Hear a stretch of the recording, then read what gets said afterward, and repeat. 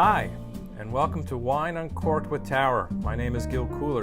I'm a wine consultant at Tower Beer, Wine, and Spirits here in Atlanta, Georgia.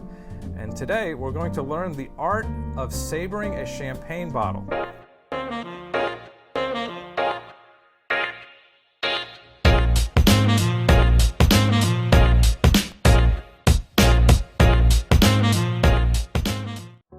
But before we get started, a couple of warnings. This is fairly easy, but it is fairly dangerous. So there are two things that I must ask everyone to make sure that they do if they decide to attempt this. One, you need to properly chill your champagne bottle. That means at least 45 minutes completely submerged in ice.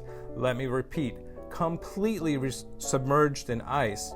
Why is that? If we have a difference in temperature from the bottom of the bottle to the top of the bottle, we can have something called shattering, or having it break apart at the point where we really don't want it to break. Caution number 2 is never, ever point a champagne bottle at anyone. There is about 5 atmospheres of pressure in a champagne bottle or a sparkling wine bottle, and the cork comes out at about 35 to 40 miles an hour. This is even more dangerous if you are sabering, because not only is a cork coming out at a fairly high rate of speed, it has a razor sharp edge. Let me show you some of the tools of the trade. Here I have a more traditional champagne saber. This happens to be mine. This is a cavalry saber, but really any straight edge device can be used. A lot of people use the back end of a chef's knife. It's also pretty handy to have a towel around, especially if you're doing it inside, because every once in a while we will have a little bit of spillage. And that's really all the equipment you need. So let's show you how it's done. With typical hatchet style sabers, you can actually cut through the cage, or you can take the cage off. I don't like either one of these, so I do a combination of both. I undo the cage, I move it up just a little bit, and then I tighten it back down. And what I've done is I've created a little bit of an edge right here where the sword can fracture the bottle.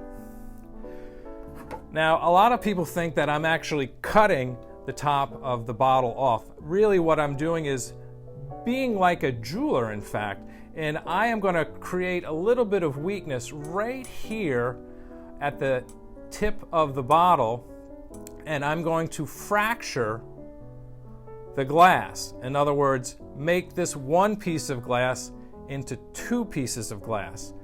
Now, the most important thing is when we're handling the sword is the sword never leaves the bottle. Like I say, we are not chopping it off. We are going to slide the blade up here to the edge of the neck of the bottle. It should be flat. A saber should not be this way, or this way, or this way, or even this way, but it should be flat and hit everything at 90 degrees. And as far as how hard do you have to hit it, you really don't have to hit it too hard. But if there are any tennis aficionados, I find that it's very helpful to not stop here, but to follow through. So, once again, we lay the sword on the bottle. The sword never leaves the bottle. We're going to slide the sword up the neck of the bottle and follow through. And most times that'll work to saber the bottle. But for safety's sakes, I'm going to leave the studio right now and go outside. All right, here we are. I've adjusted our cage.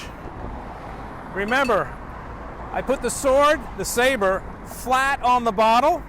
It doesn't go this way, that way, this way. It only goes one way. And here we go. 3, 2, 1.